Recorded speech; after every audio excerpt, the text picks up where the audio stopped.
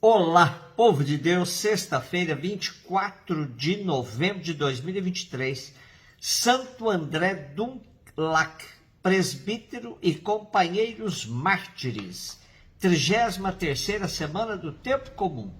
A nossa reflexão de hoje é a partir de 1 Macabeus 4, 36, 37, 52, 59 e Lucas 19, 45, 48.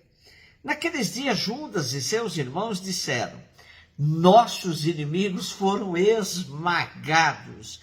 Vamos purificar o lugar santo e reconsagrá-lo. Todo o exército então se reuniu e subiu ao Monte Sião. No 25º do 9º mês, chamado Casleu, do ano 148, levantaram-se ao romper da aurora e ofereceram sacrifício conforme a lei sobre o novo altar dos holocaustos que haviam construído. O altar foi novamente consagrado ao som de cânticos, acompanhado de cítaras, harpas, símbolos, na mesma época do ano e no mesmo dia em que os pagãos os haviam profanado. Todo o povo prostrou-se com o rosto em terra para adorar e louvar a Deus que lhes tinha dado um feliz triunfo. Durante 8 dias celebraram a dedicação do altar, oferecendo com alegria holocaustos e sacrifícios de comunhão e de louvor. Ornaram com coroas de ouro e pequenos escudos a fachada do templo. Reconstruíram as entradas e os alojamentos nos quais colocaram portas.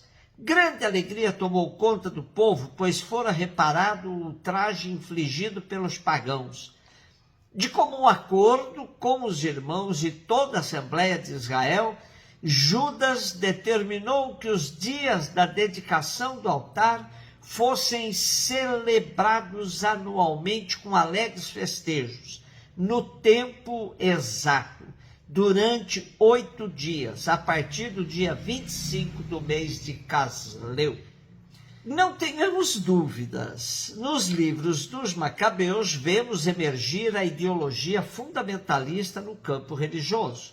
O templo, o altar, os livros da lei, os cultos, sacrifícios, tudo isso fazia parte de um sistema religioso defendido pelos Macabeus de forma radical. O nosso texto narra a purificação e consagração do templo depois das primeiras vitórias de Judas Macabeus em dezembro do ano 164 a.C. O templo fora saqueado e profanado com os sacrifícios pagãos 3 anos antes. Depois do lamento e do luto pela desolação a que fora reduzido o santuário, decidem-se e realizam-se trabalhos de reconstrução. Chegado o dia do rito, são oferecidos logo de manhã sobre o altar reedificados sacrifícios ao som de cânticos, acompanhados por diversos instrumentos. O altar é consagrado e o povo prostra-se em adoração e dá graças a Deus. Os ritos prosseguem durante 8 dias. No templo remodelado é apagada a vergonha da dominação pagã. E Judas Macabeu ordena que a festa seja celebrada todos os anos com alegria. Religião e revolução casam-se totalmente na concepção dos Macabeus. Lutaram organizadamente, movidos por ideais religiosos e nacionalistas. Aqui hoje temos a celebração pela vitória sobre os poderes opressores. Finalmente Israel está livre e cantando louvores.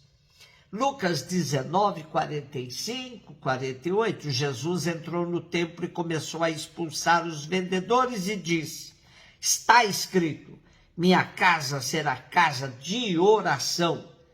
No entanto, vós fizestes dela um covil de ladrões. Jesus ensinava todos os dias no templo.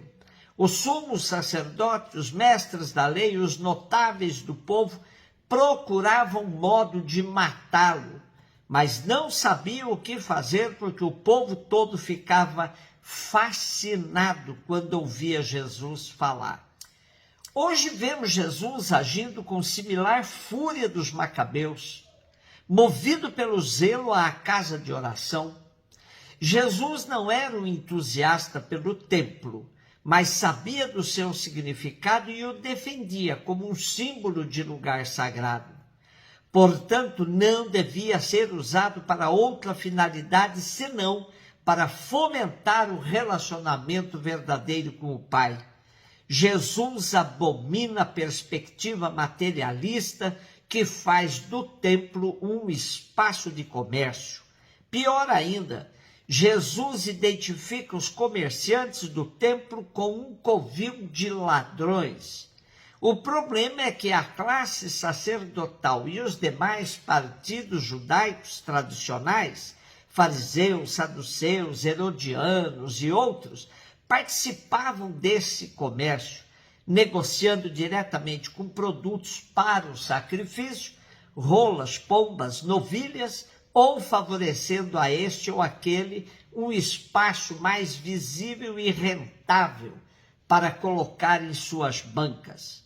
Símbolo explícito do roubo praticado aí são as mesas dos cambistas, aqueles que trocavam moedas e que nessas transações furtavam. Eles trocavam dinheiro estrangeiro por nacional, pois somente nessa moeda se podia fazer a oferta no templo.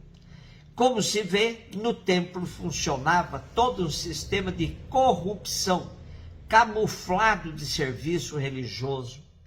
Podemos imaginar hoje Jesus andando pelas cidades de nosso país, visitando as chamadas casas de culto e oração. De fato, ele perceberia que foi recriado um sistema religioso baseado na chamada teologia da prosperidade, que promete o paraíso a quem paga o dízimo ou faz doações a líderes religiosos.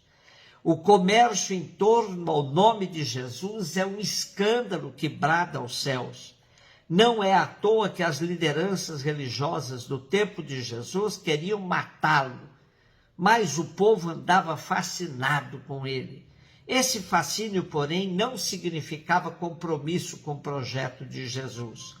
Era manifestação do povo simples, cansado da exploração dos chefes religiosos do seu tempo.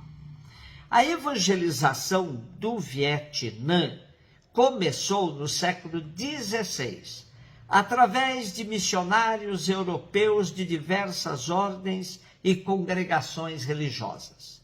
São 4 séculos de perseguições sangrentas que levaram ao martírio milhares de cristãos massacrados nas montanhas, florestas e em regiões insalubres.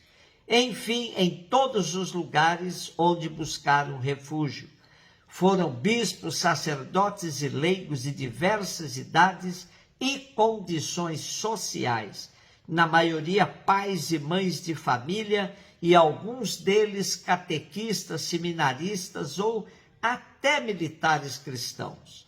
Hoje homenageamos um grupo de 117 mártires vietnamitas beatificados no ano jubilar de 1900 pelo Papa Leão XIII. A maioria viveu e pregou entre os anos 1830 e 1870.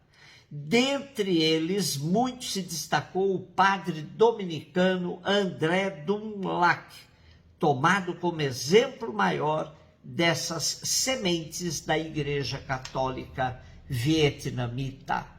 Um beijo no seu coração.